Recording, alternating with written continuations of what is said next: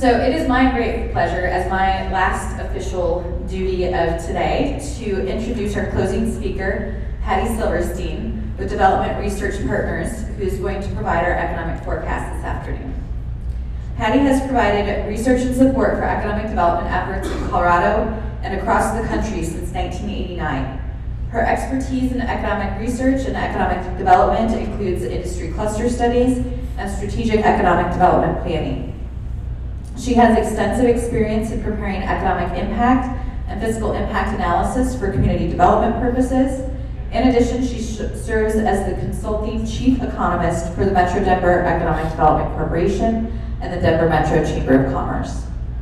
In these roles, she compiles, interprets, and forecasts economic and demographic data for the Denver metropolitan area and performs in-depth research on issues and proposed developments impacting the region. She provides numerous presentations on state and local economic conditions to business and professional organizations throughout the year. Patty received her bachelor's degree in economics from Nebraska Wesleyan University in Lincoln, Nebraska. We forgive her for that.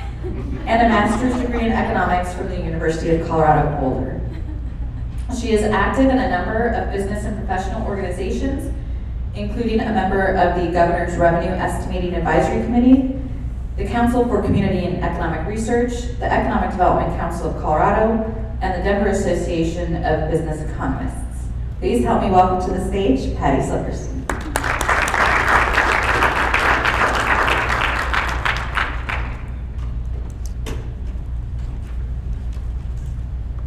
Well, hi everybody. Have you been having a great day? Yeah. I understand you've been digging deep into what's going on here in Longmont and brainstorming all sorts of ways to make your community even better. Well, now I encourage you to kind of sit back and think broader. Think about where Longmont fits within the whole Metro Denver area, within the whole country even.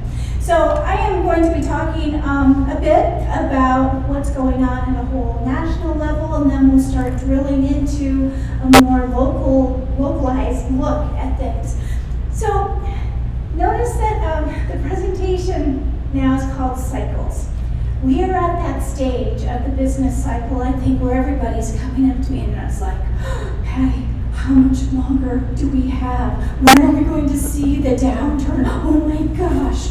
So I thought, well, okay, let's explore that a little bit. Let's talk about where we are in the business cycle, or where we think we are in the business cycle, and how do we kind of measure that, and where are we, recognizing too that when we talk about the business cycle, it is really not just one cycle, but rather you may have consumers acting a little bit differently than the residential real estate markets, than the commercial real estate markets, than the employment markets. So we're really going to kind of dissect that, look at all of these various components. As I go along here, please feel free, jump in, ask questions. If there's something that I say that really sparks your interest right then, have at it. We'll also probably have a little time for discussion too at the end, so however you'd like to do that. So anyway, in terms of business cycles, there is a group called the National Bureau of Economic Research. Group of really smart people. These have been advisors to various presidents, Nobel laureates, all sorts of economists that track the economic activity. And they then make the proclamation as to when we reach a peak in economic activity versus a trough in economic activity. And that period in between, then, when we start taking a look at recessions. So the gray bars here, if you can kind of see that, reflect those periods of time, those downturns in the economic activity. Now, while they look at that whole host of different indicators, personal income, gross domestic product, manufacturing, what most people look at, or what I certainly had tracked back when I took Econ 101 more years than I care to admit ago, was that if you saw a decline in gross domestic product, that's that broadest measure of economic activity, when you saw a decline in that measure for 2 consecutive quarters, that meant it was a recession. In reality, they're looking at a whole host of other things, but nonetheless, GDP is a real good indicator of activity. So notice then that this current period of time then, we have seen 2 consecutive quarters of 3% growth. That was the second quarter and third quarter of 2017, followed by the fourth quarter then, which was about 2.5% growth. So nonetheless, continuing on a pretty nice growth track. Indeed, we are soon to be in the midst of the second longest expansion in U.S. history. Right now, we are at 103 months of expansion. The current second longest is 106 months. So I see no reason why we won't surpass that.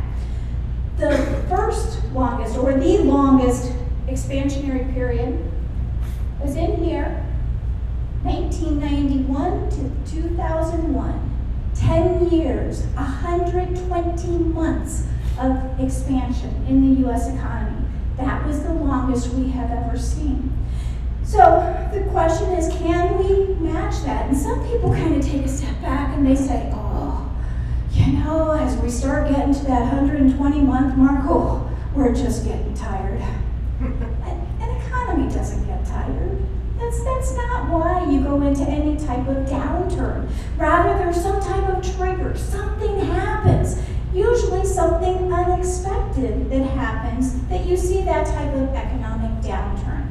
At this point in time, though, again, at the national level, it's really all systems go. As I say, we're soon to be in the midst of the second longest expansion in U.S. history.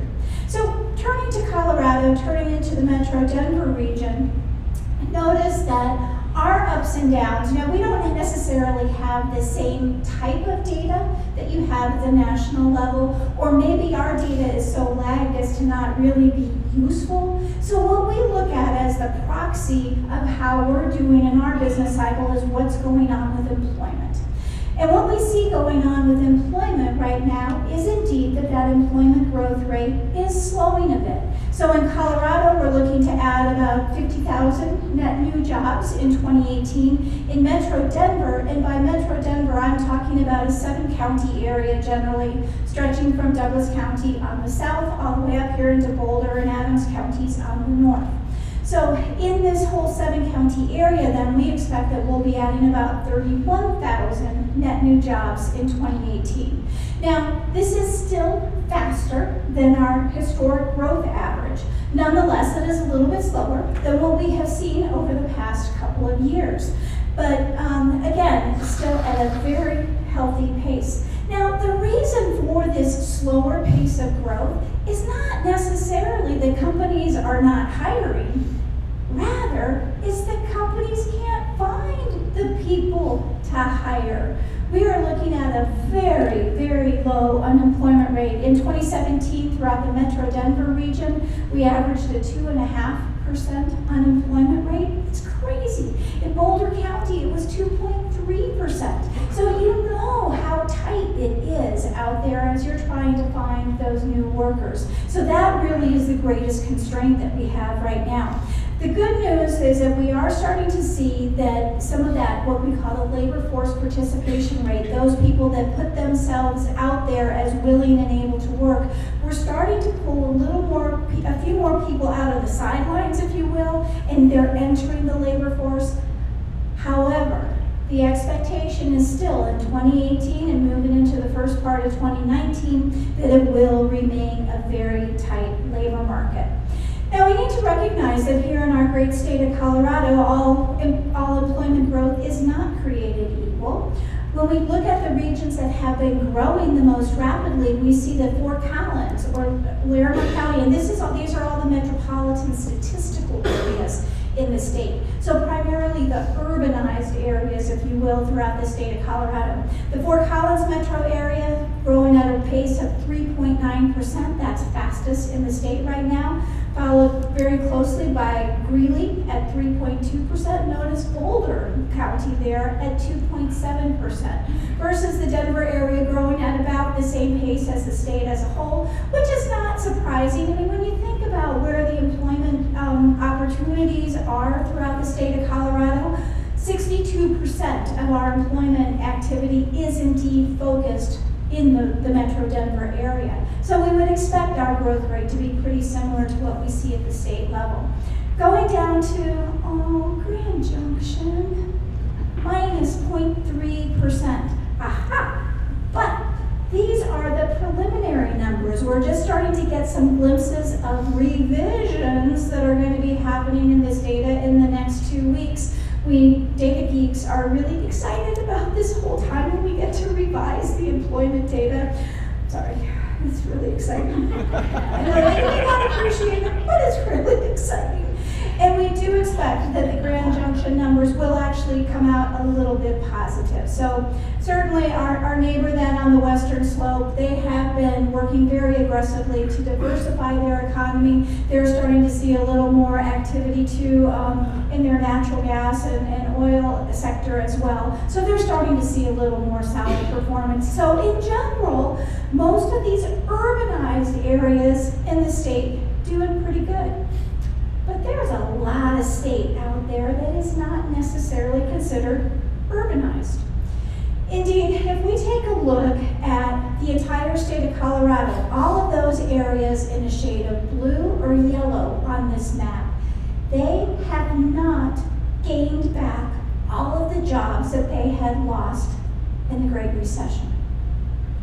That's pretty impressive to me. There are still so many parts of our state that are still trying to recover from the recession and all the jobs that they had lost. Notice that most of the growth then throughout the state of Colorado has indeed been throughout the Front Range area and in our mountain resort communities. So even as we start talking about, about the growth and maybe we're feeling like we have too many people or too many jobs or too much going on out there, we need to recognize that as a state of Colorado, there are many parts of the state that are still in this type of recovery mode. So any type of policies that we look at, we need to really recognize that one size indeed does not fit all throughout the state of Colorado. Well, let's drill in a little bit further, again, into the Boulder County region. So as we mentioned, Boulder County looking at a growth rate of about 2.7% in 2017. The expectation is, again, with these revised numbers that are going to be coming out, that may get pulled back just a little bit, but nonetheless, it was still a good year for Boulder. With generally, Boulder's growth rate is going to be somewhere in between the whole Metro Denver region and the U.S. as a whole. When we take a look at Boulder's economic base, we see that about half of the employment in Boulder County is represented by professional and business services, government sector, education, and health services. Professional and business services is this big catch-all category. It includes everything from your accounting and legal to engineering companies and that type of thing. The government sector includes all your state, local, any type of federal government that might also be within that area. And certainly in Boulder County, there is a significant portion of federal government through some of the federal labs that are located there. Education and health services, this education is more private education. Any of our public education employment is actually in the government sector. But that education and health services being all of your health care as well as that private education. One of the things that is really different about Boulder is the manufacturing side. That's that pink slice of pie at the top of the pie chart there. 9% of the employment base is in manufacturing. Throughout the whole Metro Denver region is just a little over 5%. So you certainly see a greater concentration on that manufacturing side here in Boulder, and we'll talk about some of those key industries in just a moment here. Looking at the growth rates then by sector. So where is the growth happening in Boulder? So professional and business services has been the fastest growing sector here in Boulder County, again, that broad catch-all category. Now, some of that growth is actually some reclassification of some workers out there. So when you look at the manufacturing sector, which is about in the middle of the chart there, you will see that manufacturing actually declined in employment, but some of it was a reclassification primarily of some IBM-related employees from manufacturing more to the professional and business services side. So you sometimes have those reclassifications of information happening as well. But the base data then would indicate that manufacturing, information, and financial activities all declined a little bit in Boulder County in 2017, but in general we saw a very nice, diverse increase in employment opportunities. Now, all of the this data that I'm talking about is being revised in the next 2 weeks and everything, we need to recognize that there is a whole host of activity that is not included in those numbers. And those are our sole proprietors. These are the entrepreneurs, the innovators that are out there. In Colorado, 921,000 people strong. So for scratch that, it's not necessarily people, it's positions. So when you think about all of these sole proprietors, you could have somebody that drives for Lyft at night, and they do a little bit of software programming during the day, and maybe they also are a very crafty person that is selling their goods on Etsy. That could be 3 different occupations or 3 different positions that single person is filling. So that's really what we're counting here. Nonetheless, this is a huge force in Colorado. All of that entrepreneurial activity that is happening here is definitely helping to keep our economy growing and helping it really be very innovative. We have about, if we were to take all of those sole proprietors, add them all to our wage and salary employment, which is what I was talking about before, we would see that 25% of our employment base is comprised of all of these sole proprietors, these innovators out there. So a huge, important base in terms of what we see going on throughout the state of Colorado. So in our economic development world, we recognize that we have scarce resources, right? We have scarce time, we have scarce money, so we want to make sure that our economic development strategy is really focused on those industries where we expect to see the greatest return on our investment. Throughout the entire Metro Denver region, that boils down to 9 different industry clusters. Now, an industry cluster is a little bit different than that whole the chart that we were looking at that puts us all of the businesses into a box of manufacturing or government, etc. With an industry cluster, we start cutting across all of those federally defined industry groups and group these companies according to how they perceive themselves. So for example, on the aerospace side, you may have components of manufacturing. You have components of professional and business services because that's where a lot of our software folks are found. You have components of the government because we have some of the federal labs that have very close missions related to aerospace. So we slice and dice this information a little bit differently, come up with these 9 different industry clusters that form the base of our economic development strategy throughout the Metro Denver region. Now these that I have circled here on the chart are ones too that we tend to see very focused, very concentrated here in Boulder County and indeed in Longmont.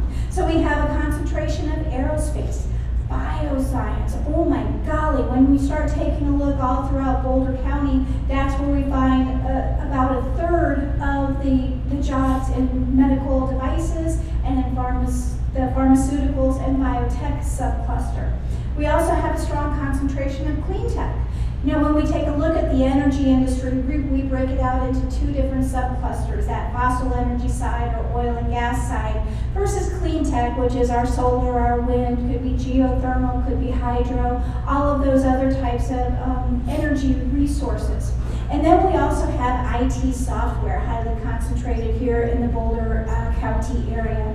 Indeed, the software industry has been expanding very rapidly, very much attracted by the smart people that we have here. You know, Colorado has the 2nd most highly educated population in the country, and indeed in Boulder County in particular, you have an even greater concentration of a lot of those smart folks. So the IT software industry very much focused here as well. So one of the ways to talk about all that is going on within these different industry groups is through a bubble chart.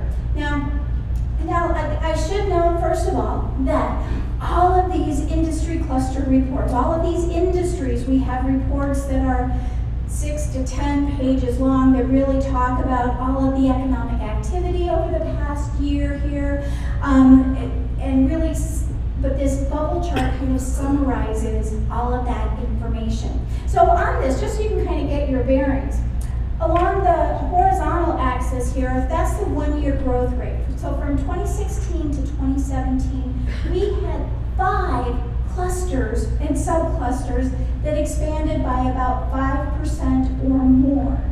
That's huge. That's huge employment growth that we saw related to these various industries. Aviation was our fastest growing industry. Yes, that includes activities at Denver International Airport, but it's also all of the other general aviation airports that we have throughout the region. It could also be some of those flight training operations, some of the services to those commercial flight operations as well. The aerospace side, notice that it's kind of dangling way up there, because up and down on this axis is what we call a location quotient, which is kind of economist geek speak for the employment concentration. What is the percentage of the employment in that industry compared to our total employment compared to the US?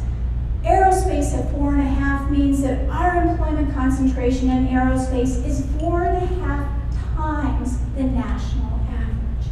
Indeed, Metro Denver has the highest concentration of the 50 largest metropolitan areas across the country in aerospace. Very significant operations here. The size of the bubble reflects the size of the industry. So notice there that healthcare and wellness is our largest bubble. Has about 220,000 people that are employed in that industry cluster. Compare it to like the little pharma bubble there that has about 5,000. So you can kind of see the relative sizes there. Now, I recognize that some of you might be looking at that and going, all right, where's marijuana? Isn't marijuana one of the largest industries? Well, okay, again, keep in mind that we are looking at economic development strategy, and I really haven't heard of too many of our economic development groups that are out there as a strategy trying to bring more marijuana operations to their area. It's happening really organically on its own. And if truth be told, in this bubble, in that healthcare and wellness bubble, we do have medical marijuana. So that is being captured in there, but we do not include any type of retail production here within our strategic economic development goals or economic development targets. IT software, also, as I mentioned, one of the fastest growing industries here. Very fast growing here in Boulder County, as well as in the downtown Denver area. We've seen that many of these tech companies are really moving towards those areas that are considered to be kind of the hip areas to live, because they're trying to attract a lot of the millennial talent. So they want to make sure that they are located in areas where the workers also want to be.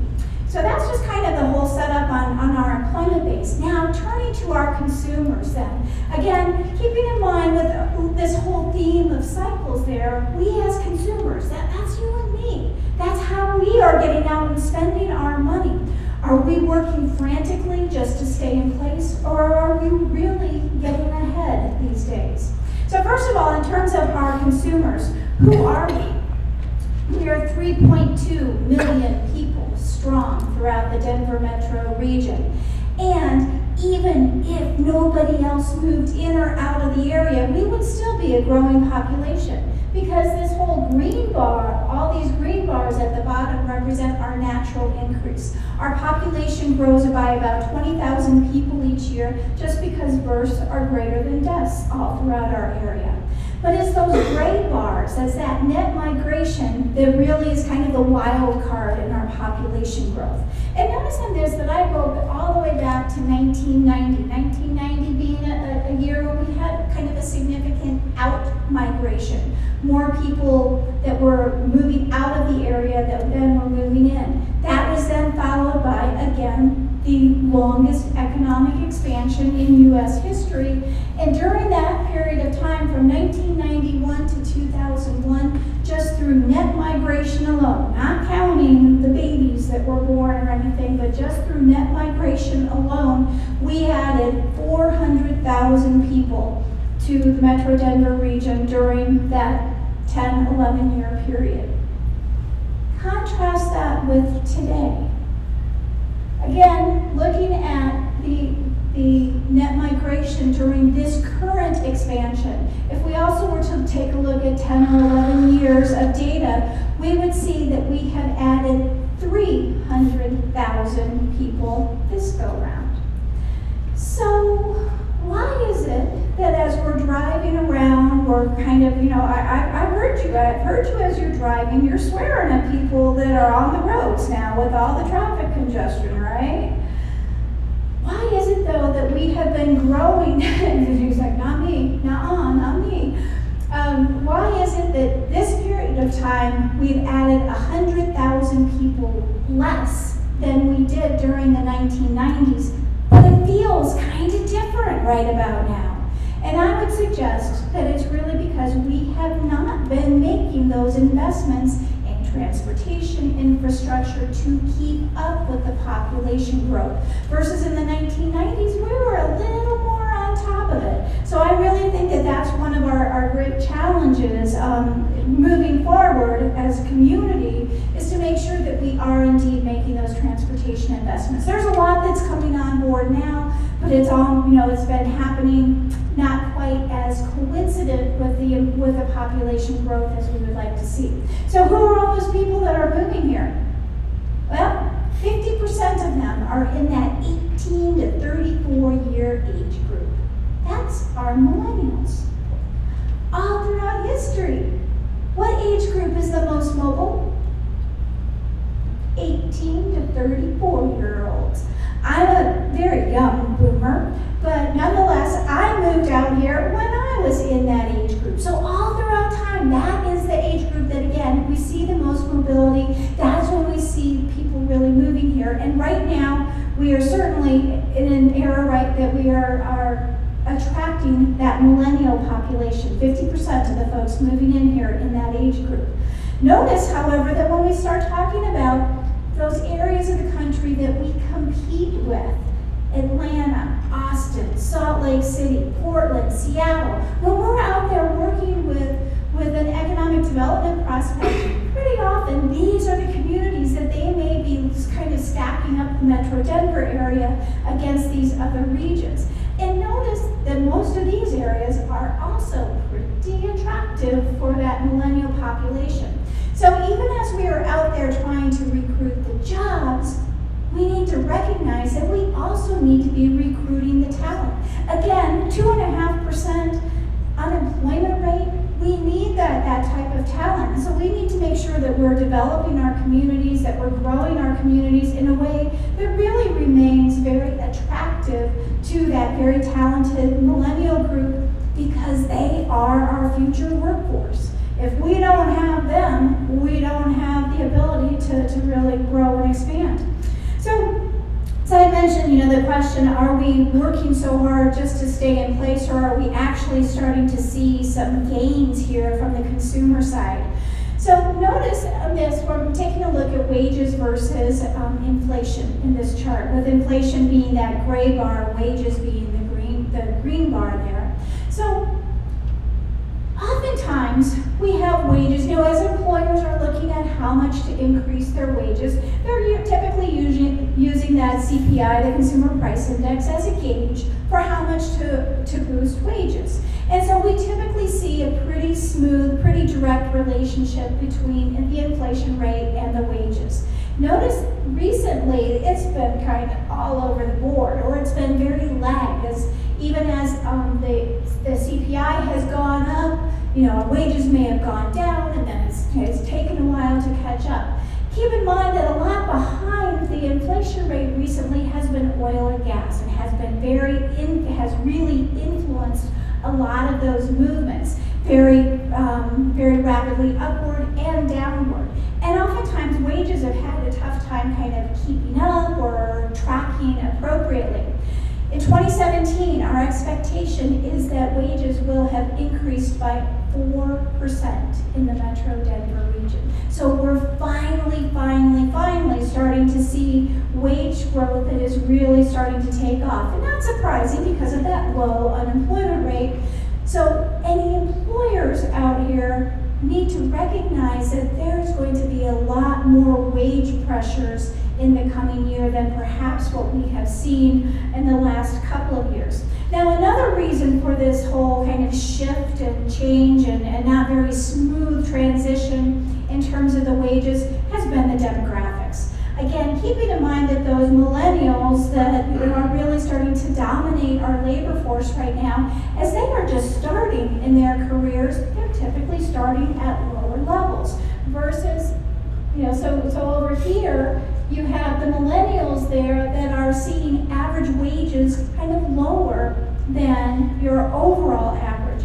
Versus on the boomer side, that blue line there, the boomer side, you're seeing higher average wages.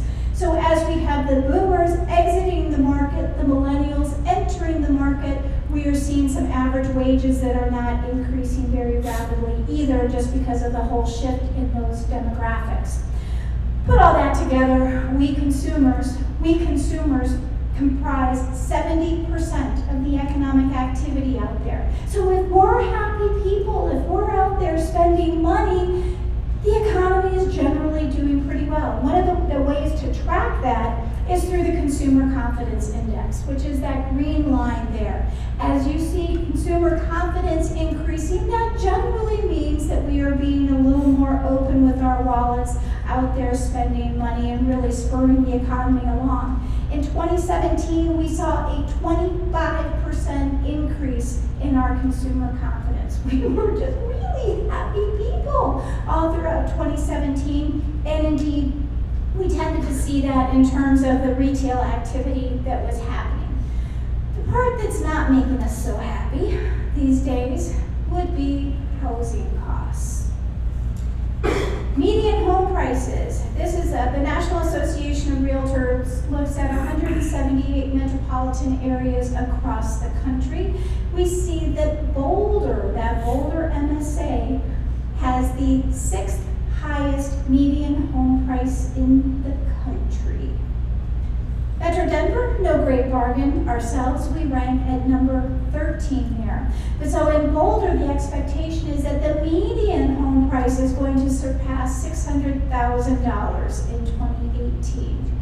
Now, from an economic development perspective, this differential between the red bar and the gray bar, or the red bar and the green bar, is really what we are focused on. As we become more expensive, the question is whether our companies can afford to recruit the employees, retain the employees. Again, can we bring in the labor that is necessary, or are some of those housing costs kind of scaring them away? Trying to drill in a little bit more into the Longmont area, this is looking at average home prices. So we see that in the Longmont area, we are certainly a little more affordable than throughout all the rest of Boulder County. So those green bars there are generally below those blue bars, with the blue bars representing the Boulder County data.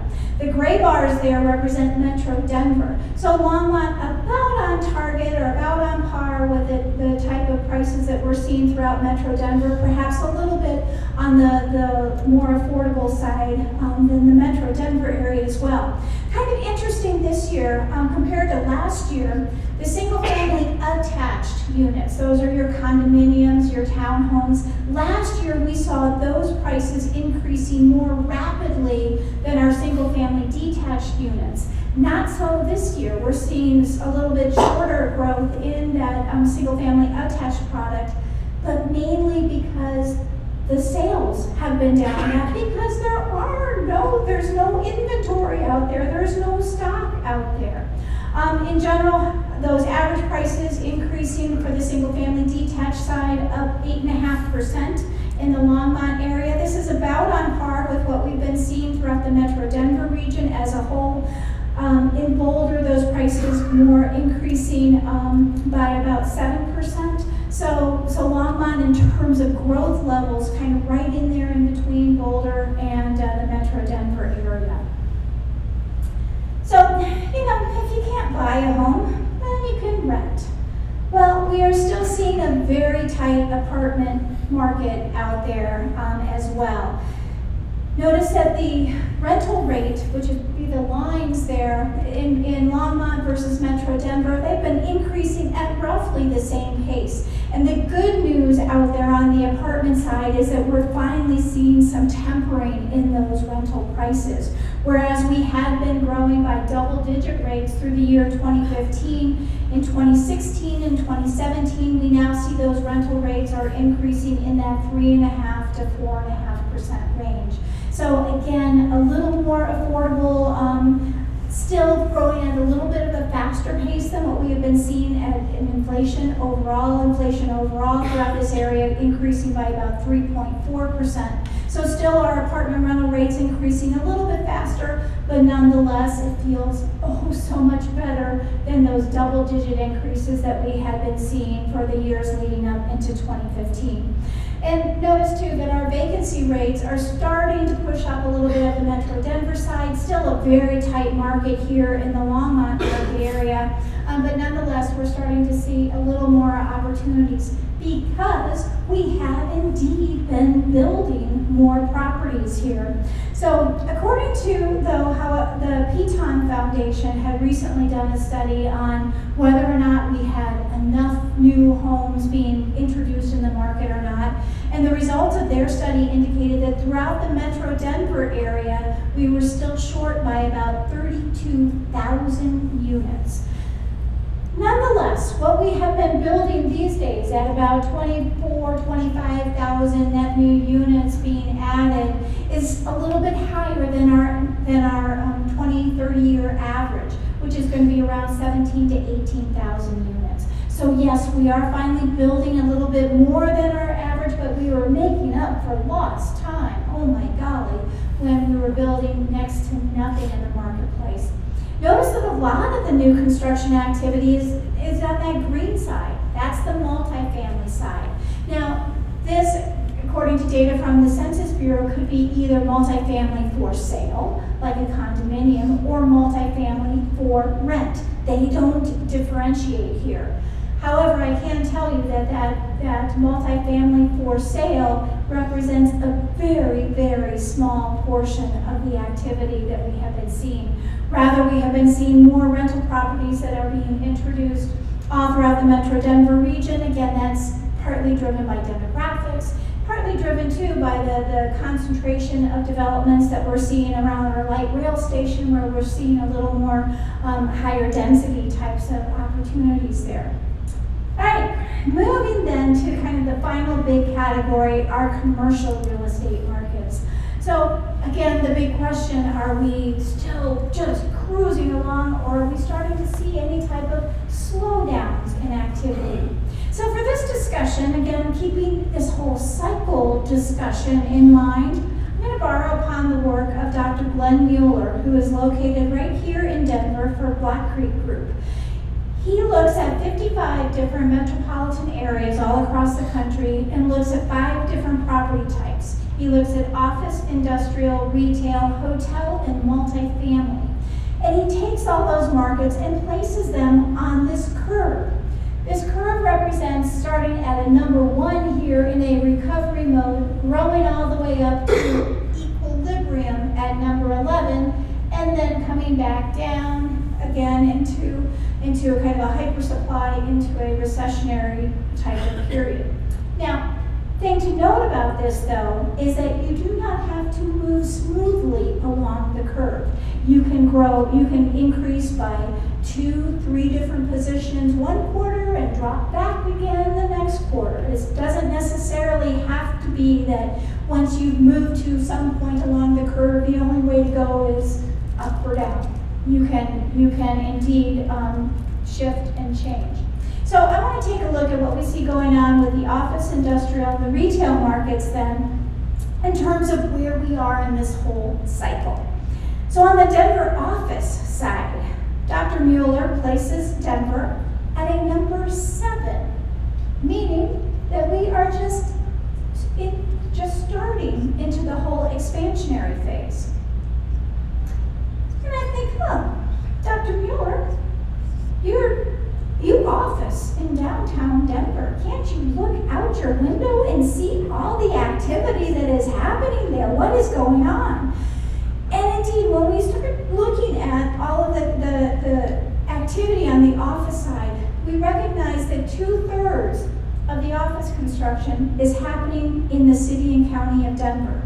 And And most of that construction activity is happening right in downtown Denver.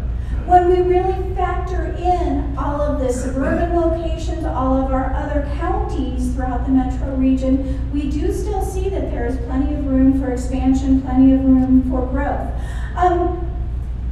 But keeping in mind that throughout the metro Denver area, we completed 3 million square feet of new office product in 2017. And there is an additional 5 million square feet of office construction that is happening right now. Right now, in downtown Denver, the first high-rise in the central business district to be built has just been opening up, the Heinz building there, 670,000 square feet. So the vacancy rate, because we have been adding all of this new property, the vacancy rate in general throughout the metro Denver region has been ticking upwards a little bit. The latest data that I looked at for Longmont, and Wendy, correct me if I'm wrong, we're still seeing that vacancy rate in Longmont has been still declining a little bit. That is still a very tight market, a much tighter market here in the Longmont market area than what we're seeing throughout the metro Denver area as a whole. On the industrial side, 13. Ow! Ouch! So Dr. Mueller places us in a hyper supply mode in terms of industrial right about now. And when you look out there, when you look at all the industrial activity that has been going on, over 5 million square feet of industrial completed in 2017, another nearly 6 million square feet that is currently under construction. Well, keep in mind that of all that industrial space, in 2017, 1 million square feet was the Amazon facility in Aurora. Of all of that space that is under construction, 2.4 million square feet is the Amazon facility in Thornton. So we're definitely seeing this whole concentration of logistical operations. And indeed, all throughout the metro region, logistics and really that distribution, as we have seen all of us consumers do more and more online shopping, we're seeing more and more of this movement towards the need for some of these logistical warehouses and the new types of warehousing activities. Vacancy rate of about 4% throughout the metro Denver region. My understanding in Longmont is it's much tighter than that, looking at a vacancy rate of a little over, or right around a 1.5% rate. So again, this whole, even though Dr. Mueller claims we are in a hyper supply, I look at these very low vacancy rates and recognize that there is still a lot of demand for property that is out there. Turning to the last market area that I wanted to take a look at, on the retail side. Notice that Denver, as well as many of our competitor locations, is considered to be in equilibrium. So despite all of that e-commerce that is happening, despite of some of that movement from brick and mortar stores to online sales, our retail has really been operating pretty solidly. And indeed, on the retail side, a lot of that solid performance is due to the fact that we have been building not nearly as much product on the retail side. About 1.5 million square feet that was added in 2016, another 1.5 million square feet that is under construction right now. So we're seeing a very healthy retail market out there because we consumers are happy. We are out there spending a lot of dollars. So put all of those together. And notice that this takes a look at construction activity over time in the metro Denver region. In 2016, if we were to add all of the property types together, you'd get about 7.2 million square feet. 2017, 9.9 million square feet that was constructed. That surpassed our prior peak, which was the year 2000, when 9.8 million square feet was added. Looking out to 2018, just adding up those properties that are expected to be delivered in 2018, so not putting anything new into the pipeline, 12 million square feet is expected to be added throughout the metro Denver area in 2018. That's huge. That's again, more development than we have ever seen in the metro area. So wrap it all up here. There are challenges out there. As I mentioned, it is really difficult for our companies to find workers right now. We're also in an environment now where we expect to have rising interest rates, rising inflation rates, so companies need to be aware of how that may influence their spending patterns.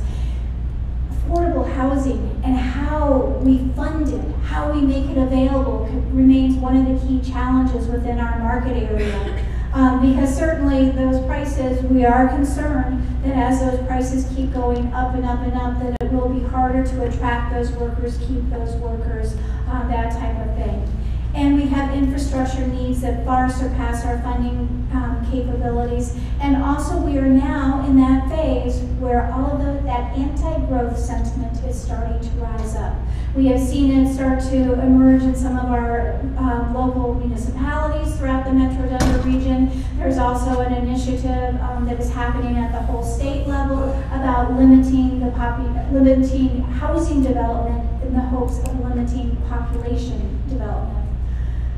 Keep in mind, I have never, I'm an economist, so I have never seen an instance where limiting the supply leads to lower costs. It just doesn't usually happen that way.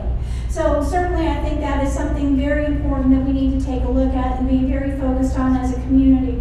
But there are great opportunities, continued job growth. Many companies too are now looking at the Tax Cuts and Jobs Act and trying to determine, if I have more money to keep now, do I want to take those dollars and invest it in the people if I can find them, new people, or increasing the wages for my existing people, or do I want to increase capital expenditures? We have very confident consumers out there, some tempering in the residential markets. Some of those housing prices are starting to slow, although still increasing. Active commercial real estate market and technology that is changing everything. When we take a look at the way we live, at the way we work, all of the technological advances that are happening, many of those technological advances are happening through companies that are located right here in the Metro Denver region, really making us a great center of attention, a great opportunity for a better life and better work environment in the future. So with that, you have had a long day, I know, but surely there are some questions that you want to ask before that beverage calls out to you, maybe? Yes, maybe. Patty, could you talk about where we are historically on the unemployment cycle? I know we all feel things about what are real numbers, but it feels like this, and I'll tell you where I sit before I stand. I'm in construction, so I have a different world than others, but it feels like this unemployment being so low has lasted longer than other cycles. I don't know that so it is going back to the year 2000, okay? The year 2000, there were a lot of similarities between that year and where we are right now. Because that was really, in order to find as low of unemployment rates as we have had, we'd have to go back that far to find them. The issue here now too, and why, and in terms of duration, I don't know exactly. I'll have to take a look at that. That's a really interesting question. But I do know that our labor force is growing at a much slower pace right now. Again, because of demographics, as we get all of the boomers that are exiting the labor force, the millennials, even though they are the largest population group right now, are still not as large as the boomers had been. So we just have fewer people that are moving into the labor force. So that's constraining it. And we're also seeing, again, lower labor force participation rates. And by that, I mean, the percentage of the folks that are out there that are saying that they are willing and able to work are very low, especially low for white men right now. And one of the explanations for that, and this is not a fun explanation at all, but the lower labor force participation rate has been correlated with the opioid crisis out there. so that there are folks that are just simply not entering the labor force because of challenges with addiction and all. Scary stuff. So yes, it's a very low unemployment rate, but it coupled that with a labor force that is not growing as rapidly and a participation rate that is lower. I'm sure you're feeling the pain out there. Yes? So I grew up in Iowa. Please also agree with that.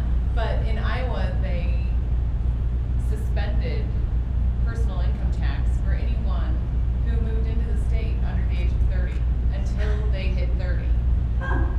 Which is how they increased their young workforce. Have you guys ever seen or looked at anything like that? Boy, I have not heard of things like that. I mean, one of the things, kind of the creative ways of looking at it is I know that some businesses or even some communities have been looking at student loan forgiveness. Yeah. You know, so that you come and work for us and stay here for a certain length of time and we'll pay off your student loans for you, type of thing. So I think that companies and communities are having to get creative right now to attract those workers. Interesting, I hadn't heard that about Iowa. Yeah. Yes, sir. You mentioned the Grand Junction, the employment rate there. Does that take into consideration the actual much higher age of the people that live in Grand Junction? It's rapidly become a very retirement city. Right. And a lot of those people aren't in the job market.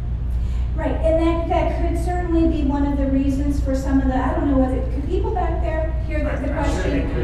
Yeah, let me repeat, let me repeat the question. So the question was about Grand Junction in particular, that they're seeing more of a retiree population and all there. So is that one of the reasons for the lower employment growth and that type of thing? I mean, yes, their labor force is definitely more constrained out there. On the Grand Junction side, I mean, I think that what is even the greater influence has been oil and gas. I mean, they really had trouble diversifying their economic base ever since 2 downturns ago when it came to oil and gas. So that's playing a big part. They've also had a challenge. Their schools were perceived to not be as good as some other areas, so that was keeping some people out of the area.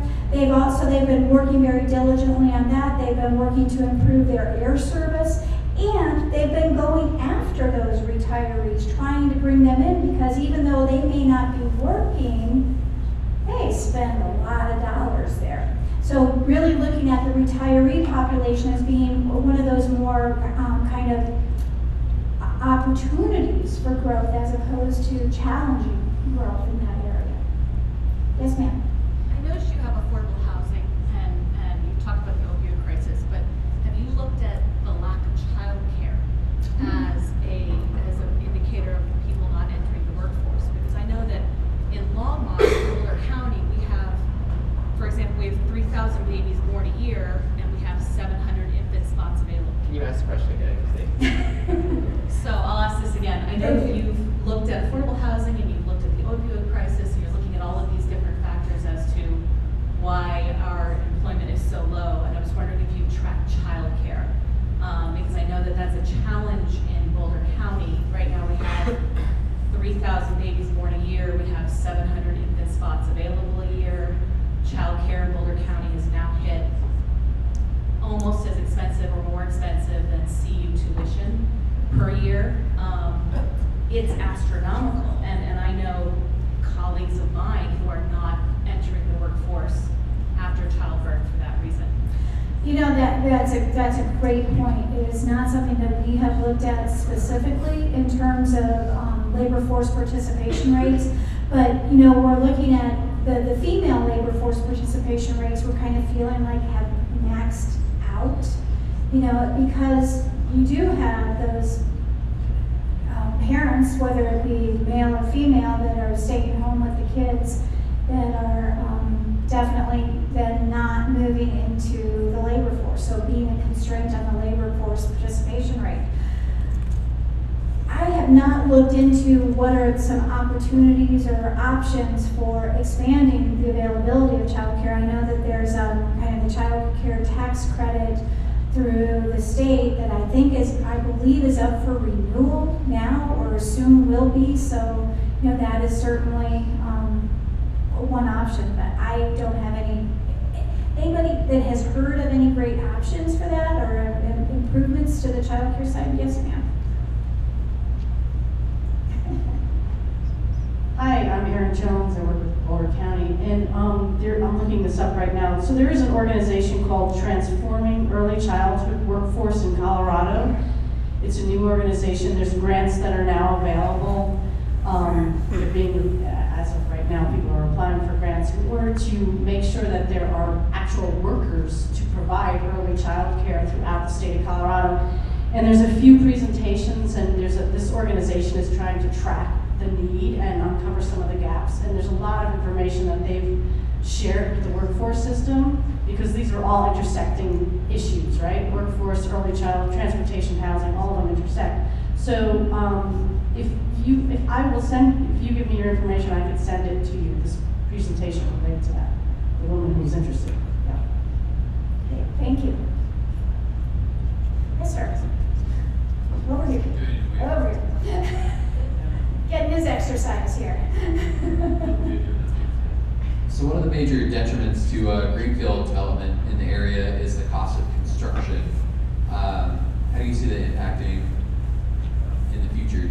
Some sort of change in line, or just lease rates are going to need to rise exponentially to make the investment properties work? What's your thoughts on that? Well, so if you're talking more specifically like the residential side? More like office, warehouse, commercial stuff. Okay. I mean, certainly, the developers that I have been talking to are definitely challenged because all of the material costs have been going up. And as we've talked about, those construction costs definitely going up. Land costs, I mean, I'm not real familiar with what the land costs are here in the Longmont area compared with other parts of the Metro Denver region necessarily. But in general, I still see that again, because of the cost of development, and put on top of that the permit fees and water tap fees and that type of thing, it still is a pricey proposition. But I don't know if that really answers your question or where. It might just be a forthcoming issue. I've heard from some people that you could give the land away and you can't make a project work because the cost of construction is so high. I think, and somebody in construction can answer this better, but I've heard the average cost is $400 a foot to build commercial space. That sounds awfully high to me. Yeah. Yeah, maybe there's that was all really wonky information. If you gave the land away or the $400 a foot, that's all. I mean, I think we've got someone in city planning that can tell you that there's lots of people that are buying very expensive land and building a whole bunch of projects right now. So what would you say would be a reasonable cost per square foot for office properties in this market? Sorry, put you on the spot. I think that we were looking at some recent projects without tenant finish, and I'm trying to remember with and without land costs, but I think it's around 180, but I'm going to look at some of my banker friends to nod at me if I'm right or wrong. I'm a banker, and I've looked at these numbers for people, so. If you want to give it away, I'll build it. Yeah. Land, that's probably a misperception. Yeah, I think that some recent construction costs for medical office space without tenant finish or light tenant finish for a medium office build, I think was around 180 and change a foot. Because I'm thinking like down in the Denver market, I mean, I've heard 2 to maybe 250, for some of the others. So, but it also depends, I think, on, the amount of technology too. I mean, some of the new developments that have all the bells and whistles when it comes to the technology options there may add a bit to the price, or if they're trying to go for LEED certification or that type of thing. But those prices, yeah, I've generally heard more on the 200-ish range. Thank you. Yeah. Other questions? If not, thank you so much for being part of the conversation today. Thank you.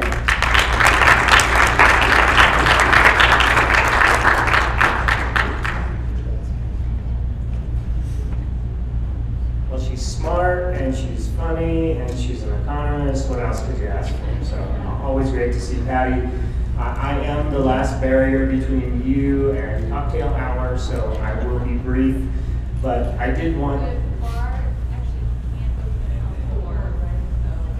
There is one other barrier, and it is time, and I'm powerless against it.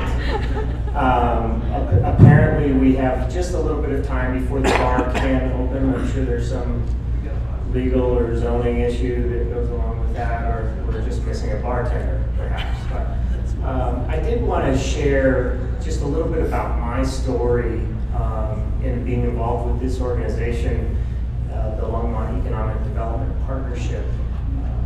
I, like many of you, am choosy with where I spend my time and where I spend my money. And I put considerable amounts of both of those into this organization because I've decided that it's one of the best bangs for my buck that I get in the city. I'm really excited about what's happening in Longmont. I think we've all learned a lot about what that looks like today, and hopefully, like me, you were surprised by how meaningful the economy in Longmont is, both on a scale and diversity. And I hope that while you're considering where you're going to spend your time and where you're going to spend your money, that you'll consider investing in the efforts that we're doing. We have board openings, we have committee openings, and we're always looking for furthering our investment relationships with our business partners and our other community partners. So I hope that as you're considering where you're going to continue to do that, that Longmont EDP fits, and there's a lot of good work that's going on there. They're championing our cause. They're traveling around the country, making events happen here that attract people from around the country. And I hope that you'll consider the impact that they are making when you're considering those time and resource expenditures. And one last shout out to our sponsors. I've lost my list, so I'm going to go from memory. They're pointing to the side, so I'm going to read these boards as well. But UC Health, they've been so great to us today. Xilinx, Weiland, Excel, and Longmont United Hospital. I know Dean Yarwood and Commuting Solutions and BizWest and the Longmont Observer. We thank you all for everything that you've done. And if I missed any of you, I'm sorry. I left my paper at my table, but I think we've heard it a few times. So with that, thank you for joining us today, and I hope you'll stick around for a few minutes and allow us to open the bar. It's actually just about ready, so you can go. It's just about ready, so you can go and get more.